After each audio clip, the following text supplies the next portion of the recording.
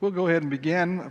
A few more people are coming in here, I think, but and our clock is slow, so I'll have to find another way of tracking here. But welcome to everybody, and we're going to study what's been being called Portraits of the Disciples. In a minute, we'll talk a little bit about what we're going to cover in this quarter, but I've really enjoyed preparing for this. I've not taught this class before, nor really studied it that well, and so it's been really good to prepare for this, and I think you'll enjoy it. It's been really interesting to start to delve in a little bit into the lives of some of the followers of Christ in the first century, and I think we'll learn a lot from it. I certainly have so far, so I hope you'll take part. When I teach in the auditorium, I always make fun of the fact that we try to spread it out as far as we can. I think we end up in every section. And so please wave me down if you have some input to this, because we're going to talk about, we're not going to have a ton of textual insight in some of these cases. And so we're going to have to look at what we've got and talk about it and try to understand what we learn from the disciples. And so in a minute, we'll talk about how we're going to go about this study. But let's bow and pray, and then we'll begin. Our Father in heaven, we're thankful for this time we have to be together and to study your word. We're thankful that you've preserved your word and given it to us so that we can honor you. We are thankful for your followers throughout time and for their hard work, and we ask that you would help us to continue that, and that you would help us to continue your work and help grow your kingdom. We're thankful to you more than anything for your Son, Jesus Christ, and for his message, and it's through his name we pray, and amen. One of the first questions I got was, is this a class about the apostles or about others? And the answer is we're going to expand outside of just apostles. We are going to study certainly a number of the apostles.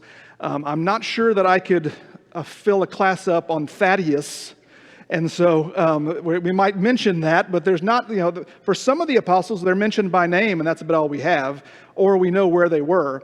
But so we are going to talk about the apostles for sure, but we're going to talk about many different disciples that we learn about in the New Testament. And so I'm kind of categorizing it as the followers of Christ. So I want to include John the Baptist and Mary and Martha and Mary Magdalene, Timothy and others that were down the line. There's people, really we're just going to look at profiles of people that we can learn from that were close to Jesus in the first century. Today, we're going to really talk more about context. And so we're going to start today, and I've done this before. If you've been in a class of mine before, you might have heard some of this, but I always like to look at, if we're going to talk about the people of the first century, certainly the ones at the turn of the millennium that were there close to Jesus, I want to look at the context of their society and their community, learn a little bit about just the general time period and what they were doing. So we're going to do that. But I want to talk first about the goals of what we're going to do in this class. And I hope that you'll expand on this a little bit yourself. But I want to make sure you know what my goal is. First of all, I want to look at every single person that we study and try to understand more about the traits that Jesus valued. Interestingly enough, they are sometimes counterintuitive. And I think you'll find that there are ways that maybe if we were starting a ministry, we would have selected different people and done different things. But the first goal is to understand what traits Jesus valued. Secondly, we want to try to gain some empathy for the challenges of the disciples here right at the time of Jesus and beginning this ministry and what they had to deal with. We do also want to understand best how to leverage our own strengths and weaknesses. It's almost 50-50 with the disciples, the weaknesses and strengths that are documented. We don't have just a review of all the hero-like strengths of every single disciple. There are a lot of weaknesses demonstrated that we can learn from, and so we're going to look at both of those things, how to use that ourselves. We're also going to look at Jesus' ministry and find out how just regular people played a role in its growth. It was the most amazing movement ever started, and it has created amazing things. But we're going to try to understand how it is that Jesus used those people for the work of the kingdom and what we can do with that. And then the whole goal is for us to gain confidence so that we have purpose. We are a continuation of this kingdom and the growth of this kingdom. And so one of the goals we're going to have here is understand our purpose in this and how it relates. Obviously, there are differences, But we want to try to understand the best we can what we can do in the kingdom and how we can be a proper disciple. So those are some of the things we're going to try to do here in this study. I guess one of the things I want to talk about first is the concept of a disciple. The word is used in a lot of different ways, but I'd like to talk about what does it mean to be a disciple. So I'll ask you that. When you define the word disciple, how do you define it? What is a disciple? A follower. That's one of the most important words when we talk about what a disciple is, a follower. Anything else you would mention? I would say student is another important one, because when you look at a disciple, it has a lot to do with being the student of another person. In fact, the term is used often in the dedicated students of a philosopher, even before the time of Jesus, disciples of a philosopher. And so in the case of being a disciple, it's important for us to recognize that it is a person who is dedicated to a teacher, is a follower, and the goal is for them to learn and model their lives, and even in many cases to be part of a movement, to be part of a mission. Turn to John 8 if you don't mind. Let's look at John 8, because I think this is really one of the few cases in which some definition of what a disciple is given, particularly by Jesus. So I want to read a few verses in John 8 just to understand when we talk about a disciple, what we're talking about. Once again, we are going to talk about specifically the apostles and some very special things related to the apostles of Jesus Christ, but also about the other disciples that followed him that were not necessarily imbued with power. And so in John 8, in verse 31, it says, "So Jesus was saying to those Jews who had believed him, 'If you continue in my word, then you are truly my disciples, and you will know the truth, and the truth will set you free.' They answered him, 'We are Abraham's descendants and have never been enslaved to anyone. How is it that you say you will become free?' Jesus answered to them, 'Truly, truly, I say to you, everyone who commits sin is a slave of sin. Now the slave does not remain in the house forever. The Son does remain forever. So if the Son sets you free, you really will be free. I know that you are Abraham's descendants, yet you are seeking to kill me because my word has no place in you. I speak the things which I have seen with my Father, therefore also do the things which you heard from your father.'" So this gives us a little bit of insight into the thinking of Jesus about what a disciple is. He starts off by speaking to the Jews that it says who had believed him, and he defines it as, "If you continue in my word, then you are truly my disciples." What other word do you have besides continue? And it says, "If you continue in my word." What other version is there of continue? Abide. Yeah, the idea of if you abide in my word or continue, the concept there is that, and you know that before this in John 8, he is talking about, he's saying me and the Father are one. He's talking about his relationship, his connection to the Father. And then here he says, "If you continue in my word." This is a big deal for him to say to this group of people that the word is his word. But he says, if you abide in it, it has to do with this idea of dwelling. It has to do with a continuous process. It is not just hearing something and agreeing. It's not just feeling the same way. It is that something that changes you, becomes a part of you, and you are a part of. And so he says that if you abide in my word or continue in my word, that's when you are truly my disciples. And then he follows up with one of the most famous statements in the New Testament.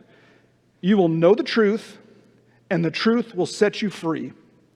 So it's interesting to me that when we ask the question here, of course we could have an entire quarter of classes about what is the truth, but when we learn a little bit about what he means when he says the truth is something that sets you free.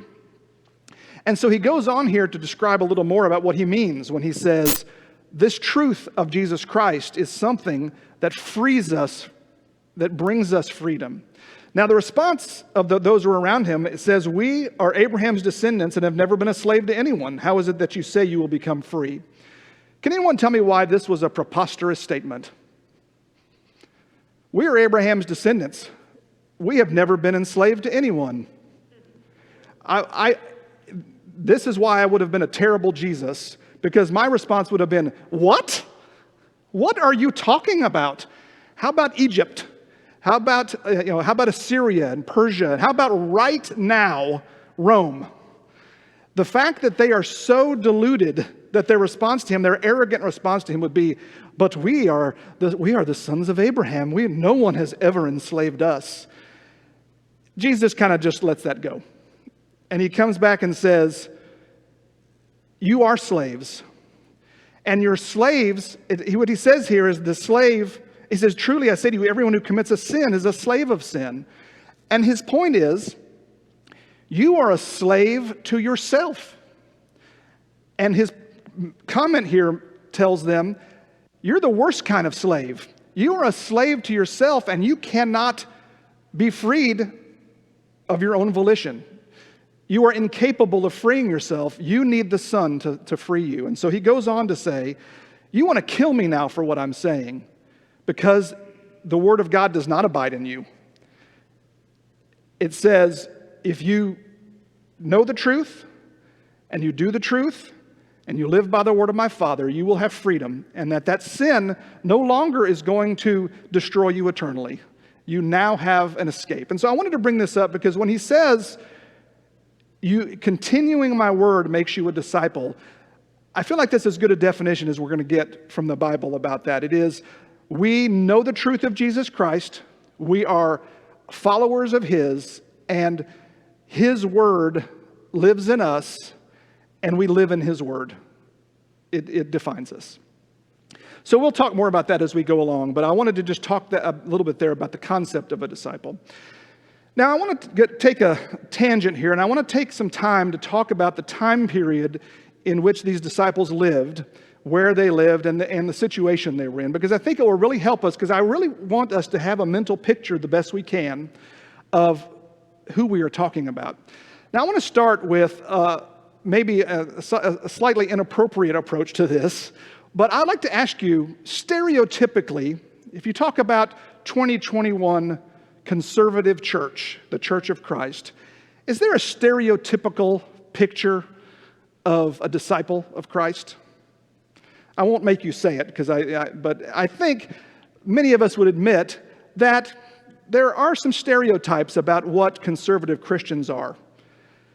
If you walk into a Church of Christ in most any area in the country, it looks similar. It is middle-class people for the most part. It's people that aren't that rough-looking.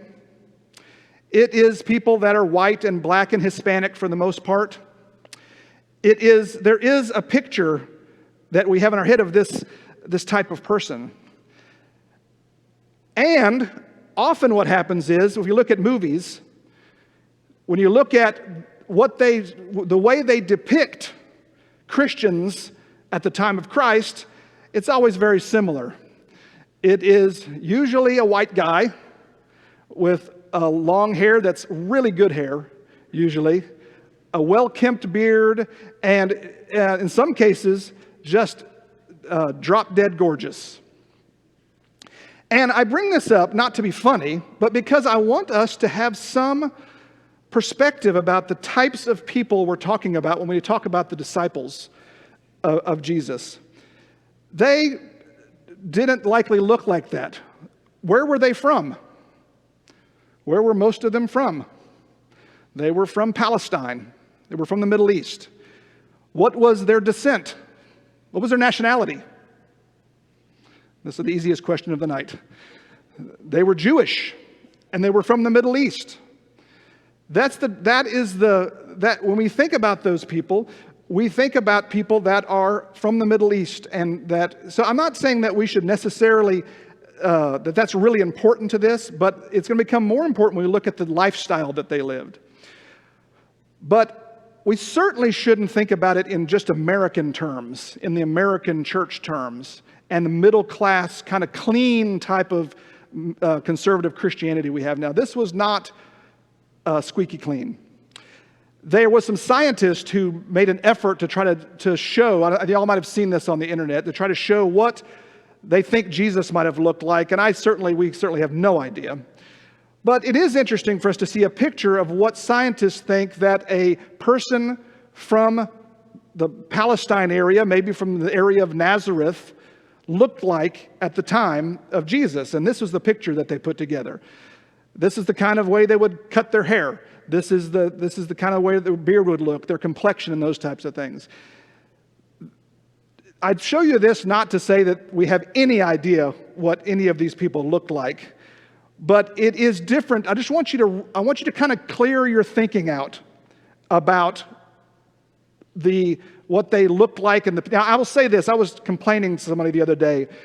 All of the writing and all of the things that at the time of Jesus, people did sculptures. People did art. People wrote. Yet we do not have a single description of what any of the people looked like at the time. Of course, they were not important enough to have a sculpture done. But man, I just wish, don't you wish somebody had said, and Jesus came in and his hair looked like this and but clearly it was not important. I was talking to, every time I have a question about history, I pick Wes Mallory's brain, and he made the point, those things are not important to them. They didn't have the thought, certainly thousands of years from now, people will want to know what this guy looked like. But now we think, since we have a picture of every human on earth, we really want that. But I would like to try to maybe talk about a profile a little bit of the first disciples and kind of what they were like. First of all, one of the things I think we always we jump to is that the apostles and the first disciples were middle-aged guys. They very likely were not. Historically, it's most likely that they were between 18 and 25 years old. Therefore, there are a few reasons for that is what is supposed. One is that they had a rabbi their rabbi was Jesus, and how old was he? He was 30. And so the fact that they would not likely have a rabbi that was younger than them. We also know that two of them were the sons of Zebedee that were fishermen. They worked with their father, so it was likely that they were younger, might have even been teenagers. And I know this doesn't say a lot, but when I studied some of these things, they also sometimes were precocious. It's interesting, you have the conversations where when Jesus was away, what would they argue about? Yeah, who's the greatest in the kingdom, and who's going to be, and their mom is, hey, can mine sit on the right and the left? And there are some characteristics we see that seem precocious and seem young. Their humility, their willingness, the fact that they didn't have things tying them down, and when Jesus came and said, "Follow me," they said, "Okay, I'll go." So it's not likely that when you think about them as younger people. Like for example, who in here is Drew? How old are you? 22. I think that's probably in the sweet spot of about the age. And you might think, Drew, man, he has no right being an apostle. He's not good at anything. But they were. So Clay, how old are you? Oh, there's another Clay. You're 33. How about this one? 30. Too old. Aged out. Brian, how old are you? 21. Yes, I think you're starting to get a picture here of when the Clays are aged out. They didn't seem to appreciate me saying that. But you start to think about, it's Taylor Leggett who's standing out there, and Brian, and Drew. These are the age group and probably the personality type of people who were, well, let me ask you that question. We'll move on here in a second. Most of them were fishermen that we know of. We only really know a little bit about the apostles, and we know that a number of them were fishermen. We know one was a tax collector. One was a zealot, but that's not really a profession. That's more of just a kind of a revolutionary. But the most of that we know about were fishermen. Why is it that Jesus would select people in that age range and with that type of a profession? Do you have thoughts about that? First of all, I think that's probably one of the most important things. These are people who had demonstrated a work ethic. They were hard workers and they were dedicated. Any other thing you can think about that might be why he would choose them?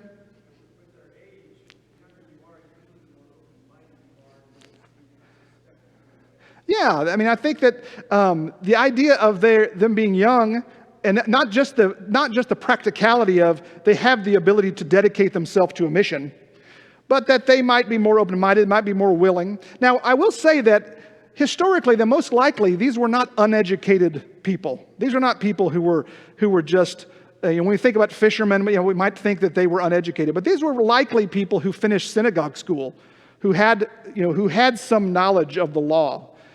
But they might have been open-minded and been willing to dedicate themselves to a movement. Any other things you can think of? I think another is the development of loyalty. I think that the younger people, they might have found people that were young, that they had a profession that demonstrated that they were hard workers and that they were loyal. And Jesus sought them out and said, these are the right people to start the biggest movement in the world. I mentioned here also that they lived in a Hellenistic culture. And I wanted to mention this because I wanted to talk a little bit about the culture that they lived in. When we talk about Hellenistic culture, this really has to do with cultures that are adopting a Greek lifestyle. Alexander the Great in the 4th century, a Greek king in Macedonia, pretty much just started conquering everything through Europe and the Middle East and in Asia. And what kept happening was, as that flowed through, Greek culture started being injected into everything. And so here in Palestine, in the year 30, they were living in a society where they were Jewish.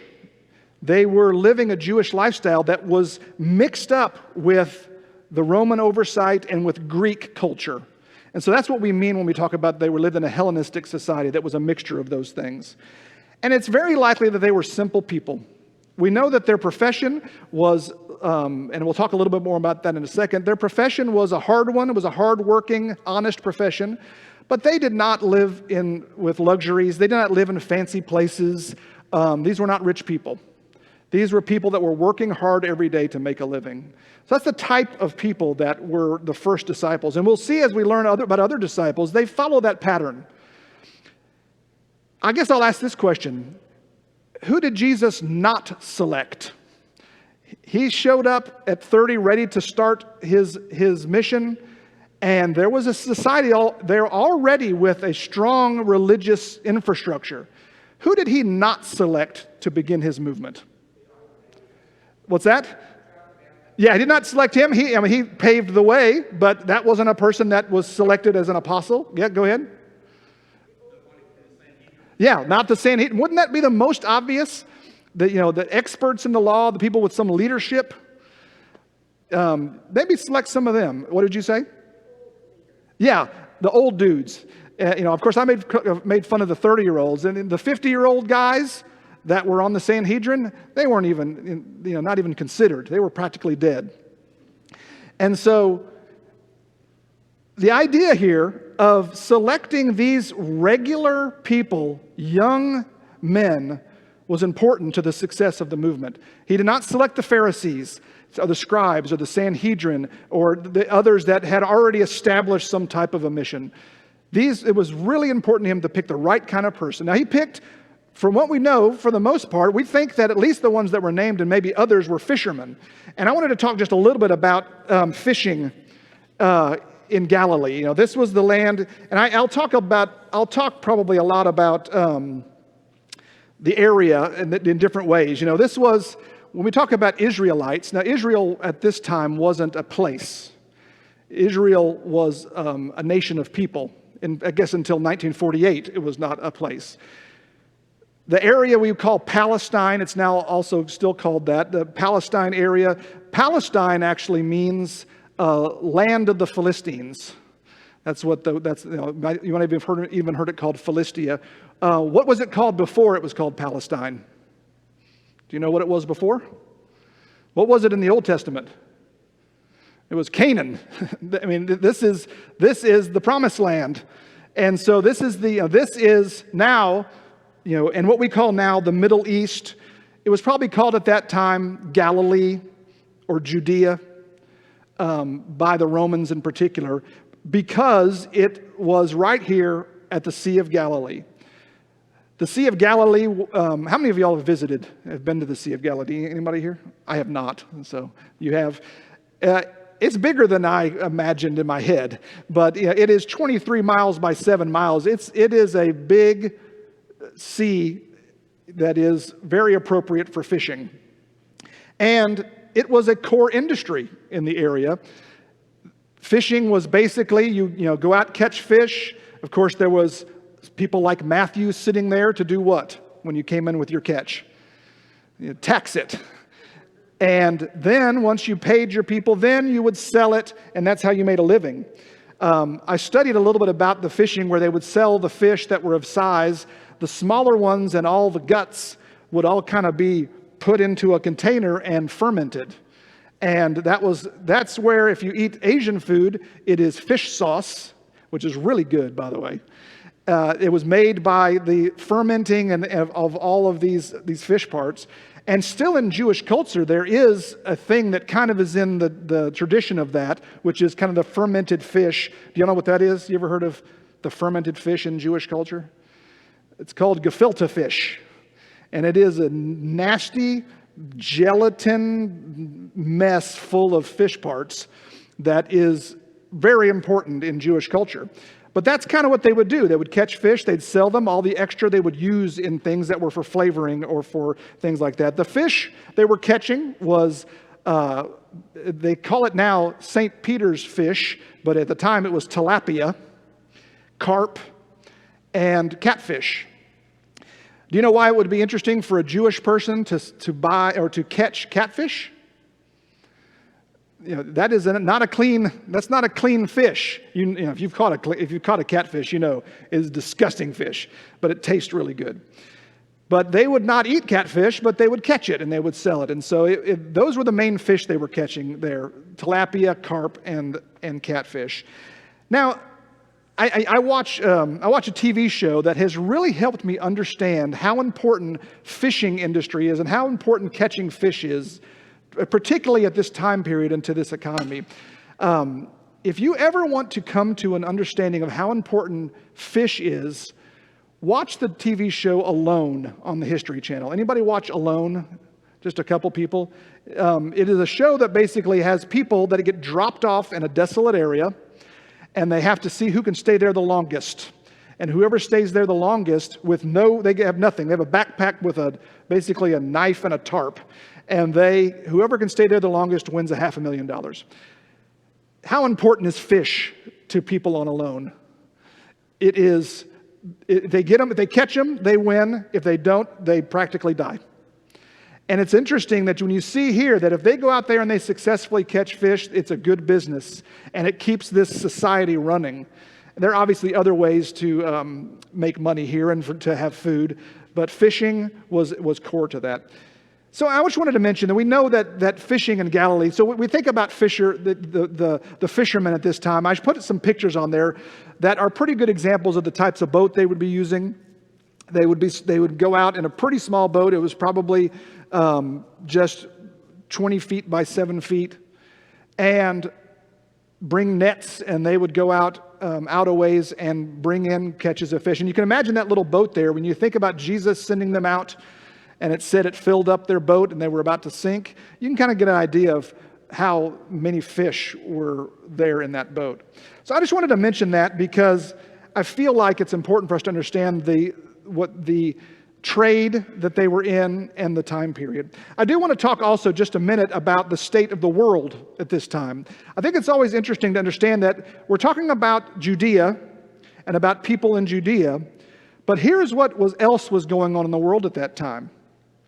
Most of the world population at this time was in China and in India and Europe. Europe including the Middle East. China was by far the largest. The entire world population at the time was about 200 million. So smaller than the population of the United States was the world population. China was the largest. About 22% of the population was in China, and the Han Dynasty was going on then. Europe and the Middle East, this was the Roman Empire there, and about 45 million people. In Judea, in the Palestine area, there were about 600,000 people.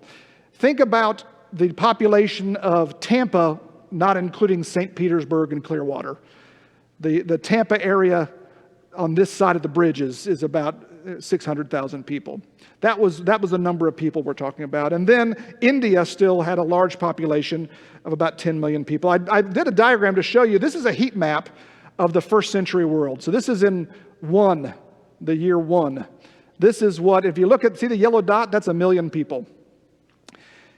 And so you can see here that we've got Asia and India, a little bit in Europe and Africa, but North America, South America, very little going on there. To compare, this is now. So this is about 200 million people or so. This is 7 billion and how they're spread out. You see, it's still weighted in a similar way when we talk about the world population. So I just wanted to point out that there were a lot of people in the world going on, and we talk about a few 100,000 people in this area where this movement started that changed the world. A few other things just to mention about the state of the world at the time. Buddhism had been, for 500 years, the most popular religion in Europe, and was spreading from India, where it had really begun and grown, and it was now spreading into China. Confucius, we talk about disciples of philosophers, some of the most famous, Confucius and Aristotle and Plato, they had lived and died 300 to 500 years before this. So when you think about your time period of Greek philosophers and of Chinese philosophers, they had lived hundreds of years before this. And Judea, as we know, had become a Roman province. This Middle Eastern area in Judea had, under the Emperor Tiberius Caesar Augustus, had become a Roman province. And so this is kind of the world that they lived in. And I tell you this just to understand the context of where we are and what's going on. There's a lot going on in the world. And by the way, there was a world to spread this mission to. This movement had a lot of places to go. And it started conceivably with 13 people. And when he says, go into the world and teach, this has a lot to do with that. This has a lot to do with how big a job there is to spread this. So I'll ask you a question a little bit. We talk a little bit about the profile of the 21st century Christians and who we are and what we're like. And we see a little bit of a profile, a little bit of a picture into the year 30 disciples. Are we anything like them? Is there any comparison that we're going to be able to make to say we have something to learn from these people? Are there ways that you would compare our situation, or is it just really hard to make a connection between being a Christian in 2021 versus 30? Yes?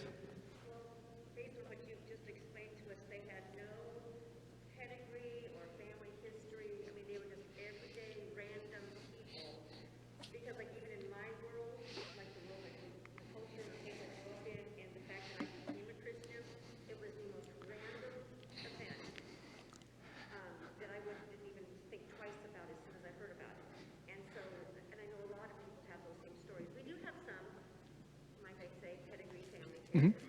Generational. Mm-hmm. But way back in the day, at some point, when their family first began, becoming part of the church, then that was probably some random, obscure fisherman on the side of the road that heard it. What do you think that Peter and Andrew and James and John thought they were going to be doing before Jesus came along? Do you think that they had any idea that they were about to join a rebel movement where Christianity would be? They thought, I'm a Jewish young person. I have learned Jewish law. My parents are Jewish. Their mindset was, I'm going to be going down this path right here and just keep doing this. It makes me think about what we call the rich young ruler. when he asked, what do I have to do to inherit eternal life? His mindset was, I've been doing all the stuff, and I'm going to continue doing that stuff. I think your point you make about a random thing happened to a regular person, no offense, and that it changed the trajectory of their life and changed the trajectory of other people's lives. I'm a second generation Christian. My parents were the first Christians in their families, and they actually ended up converting both of their parents, but they were the first Christians, so I consider myself a second generation Christian. How many people in here are a third or higher generation Christian? A few? How many are 5 or more? Anybody? A fifth? Yeah, there are a number here of fifth generation Christians. It is very different than a first generation Christian or a second. Although, as a second generation, all I've ever known is sitting in a pew like this. Ours, the back was not padded, but the bottom was padded, so it was roughing it. And it was, I sat in a room like this, sang out of songs of the church. John Kilgore preached, and that's what I knew from when I was little. How many in this room are first generation Christians? A few. There is something different about that. You have a perspective that is important. It is so important, by the way, that there are first, second, third, fourth, fifth, sixth. How many is it, Drew? Are you sixth, or you don't even know? Yeah. It goes back to Adam. Is that? Okay. Yeah. He's 150th generation Christian. But it is so important, that perspective.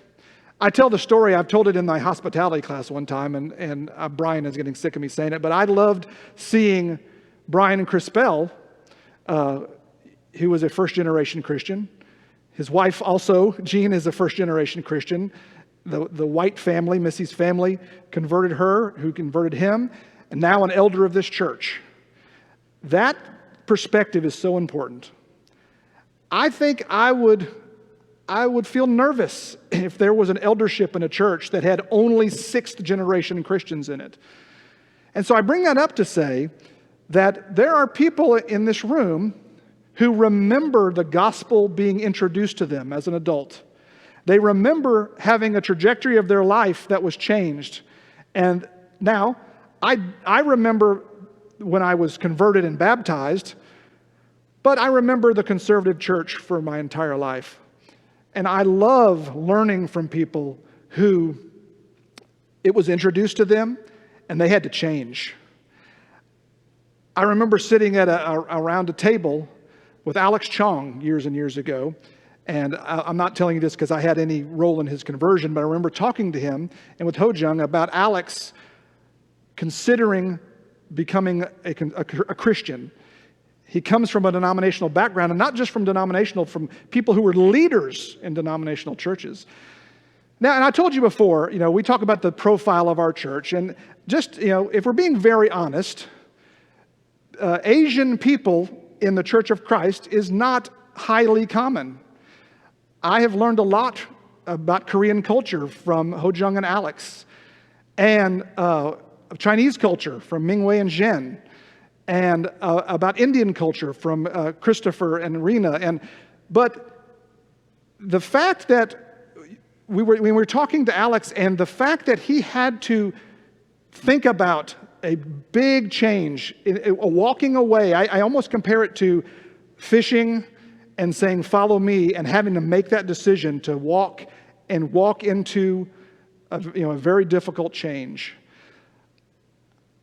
I feel like that we need to be very, very respectful of the fact that sometimes our perspective needs to be shared, and that is the purpose of the church. The very purpose of the church is the diversity of people that come together. They share their experiences, they share their strengths and their weaknesses. A bond is created and burdens are shared, and the kingdom grows because of that. It tells me that we improve the quality and power of our local church by increasing its diversity. And I don't just mean ethnic diversity, though I do. I mean socioeconomic, I mean background, I mean occupational. Every way that we can grow the kingdom in this local church in diversity helps us accomplish Jesus' purpose. And so when I think about, is there anything to learn from this? I think that we will learn from each other by getting to know each other and our backgrounds. The fact is, there were people who just raised their hands. I had no idea what generation you were, or that you were a first generation. That's right there is interesting. But I would like to say that the goal of what we're trying to do here is to look at some people who were Jewish young people who had something introduced to them, and they heard it, and they believed it, and they followed it, and they made a huge difference in the world. That is our responsibility right now. The fact that we have the opportunity to take that gospel and bring it to people who need it, and it will change their lives, is our same purpose. That is the way in which we are a disciple. And so next time we're going to start looking at some people, and I want to start with one of my favorites, but one that I consider to be the first disciple. And we're going to look at the story of Andrew, not just because I love the name. If you don't know, my son is named that.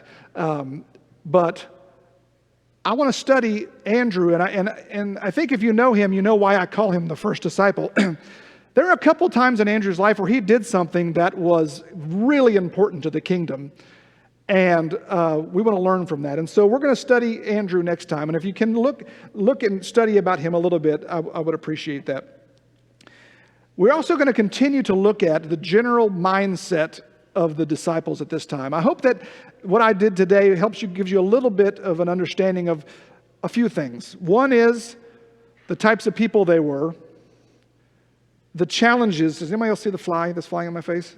Am I the first to see it? Okay. I might be losing my mind also. But I want us to understand not only the types of people they were, the qualities that Jesus saw in them, why they were so powerful and helpful to that, and the fact that it was really hard. What they did was extremely difficult, and in many cases it led to their death. But I'd like us to think about that when we look at, starting with Andrew, and we'll look at some of the other apostles, what it is they had to do to commit themselves to this purpose. And maybe most importantly, understand that they were simple, regular people that accomplished great things. And the reason I want to make sure we think about that when we look at these people is, I think sometimes we make the mistake of believing that in order to be truly useful in the kingdom, we have to be an intellectual giant, or we have to have a great enlightenment about the philosophy of Scripture, or we have to have great leadership skills, or we have to have great resources. Almost every single person we're going to study in this class was simple and poor and had a lifestyle that was not necessarily desirable and did not necessarily have any gifts that would have made them particularly good at this. What they had was willingness and loyalty and grit and a work ethic and an honest willingness to hear something, and when they believe it, act on it. So I'd like us to think about that and think about our purpose and what we can do. And next time we'll start in studying Andrew and see what we can learn from him. Thank you very much for your input tonight. Look forward to studying with you Wednesday.